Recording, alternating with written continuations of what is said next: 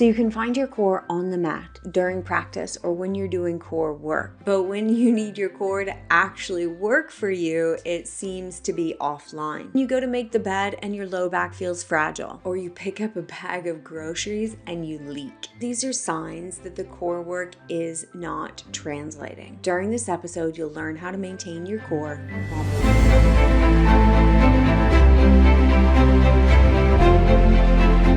Here's what happens for most people. They get a taste of true core on the mat during breathing practice, when everything is set up and they can focus. It's different, it's marvelous, you can feel the connection. But then in real life or when you're lifting, your default pattern takes over again. You have to move a heavy object, pick up a grandkid, or you want to do more at the gym, and you default to bracing, bearing down, holding your breath, over-efforting again. Maintaining your true core while moving, what I call unshakable core, is simpler than you think. I'll walk you through a quick alignment body scan at the end of this episode, but the first thing I want you to know is that the key is your exhale. Do the effortful thing with your exhale. Your exhale is where you have the most contraction of the abdominal muscles and the pressure system is at its strongest. So a quick, easy hack: when you need to pick up the groceries, the grandkids, or move something heavy, instead of holding your breath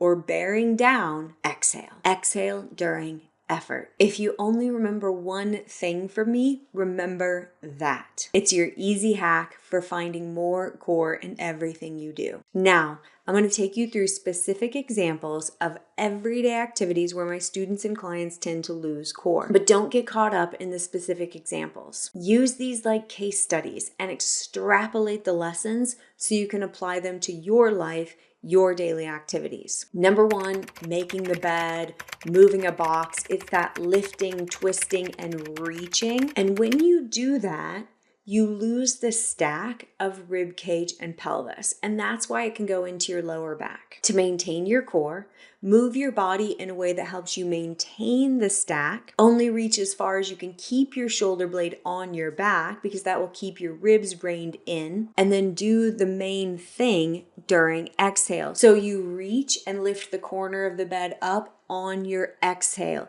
You grab the box, lift and start to twist on the exhale, and position your body so you can keep rib cage and pelvis stacked and maintain that intra-abdominal pressure we keep talking about. Number two, picking up groceries, lifting something off the floor like a grandkid, a baby. I lift goose.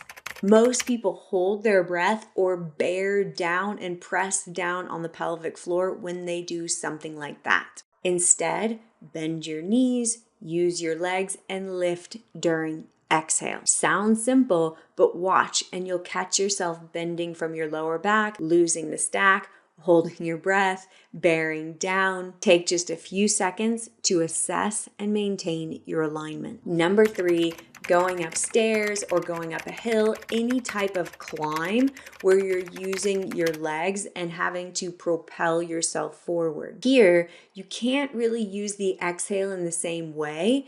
If you've got some type of short burst, you can do a very elongated exhale to get you through it. But here, you're going to rely on your alignment. Keep rib cage and pelvis stacked, which is also going to mean you keep your head back. You keep your weight over your standing leg. You may need to do more of a heel strike. When the core is online, you'll feel stacked, feel solid. When it's not, you'll be more wobbly. Your legs will start to twist and turn, and you're more likely to feel it in your knees. Last one, any type of pushing or pulling, like pushing open a heavy door or pulling something, dragging something towards you. This is where women tend to leak or get stressed or strain in shoulders, neck, and upper back. The key, surprise, surprise, maintain the stack of ribs and pelvis. Do the thing on your exhale. And then especially with pushing or pulling, keep your shoulder blades pinned on your rib cage. A little bit of alignment and awareness goes a long way to helping you do these things without pain,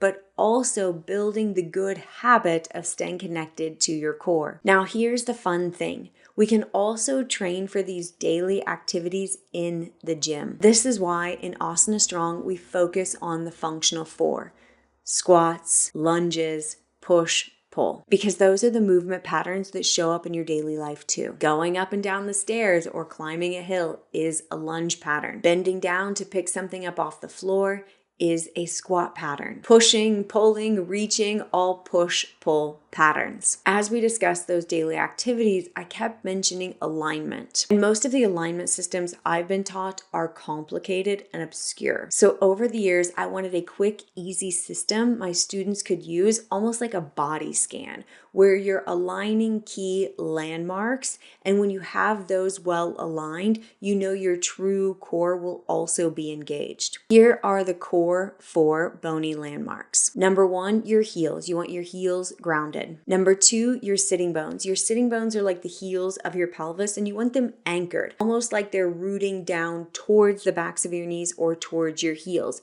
not tucked under and not swinging backwards. Number 3, shoulder blades.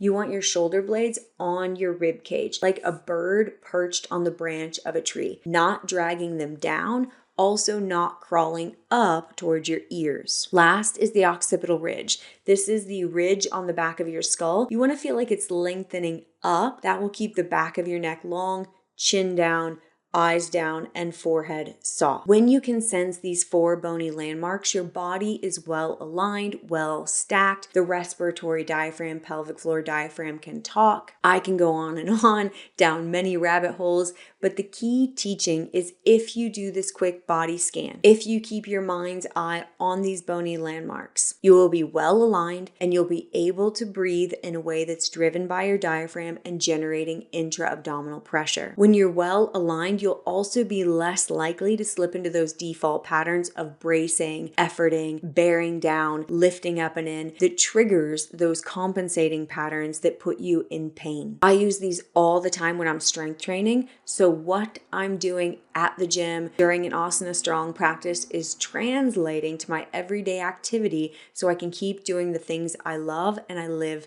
pain-free. Also, then the load is a challenge and it imprints the new pattern, the new alignment. Even though I know all of this, there's still moments where I catch myself holding my breath, recruiting my lower back, gripping in my hip flexors, tightening in my jaw or neck. And that is just a sign to return to my breathing, check these 4 bony landmarks and my positioning, and then do the effortful thing on the exhale. So you keep returning again and again and again to these fundamentals of true core based on your breathing, driven by the diaphragm, rib cage, and pelvis stacked. This keeps you solid, stable, and safe in the very center of your body. It keeps you from slipping into those compensating patterns where your low back is achy, your shoulders and neck always feel tense, or your hip flexors are gripping and grabbing. And bonus, when you're well pressurized from the inside, things like hernias,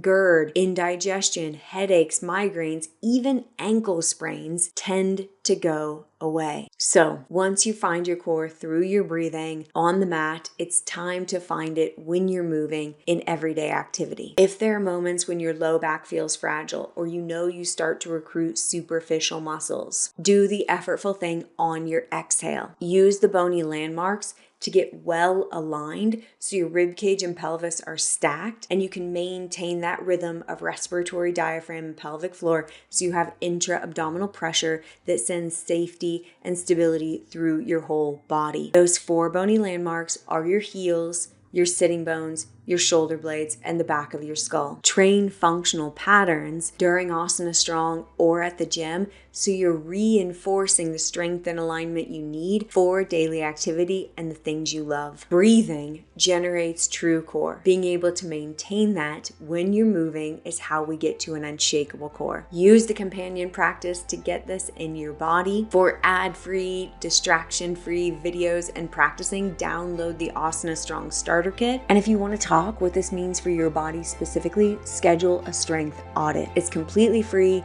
0 pressure. I'll give you at least 3 practices and a video walkthrough so you know exactly what to do for you. Thank you for being here.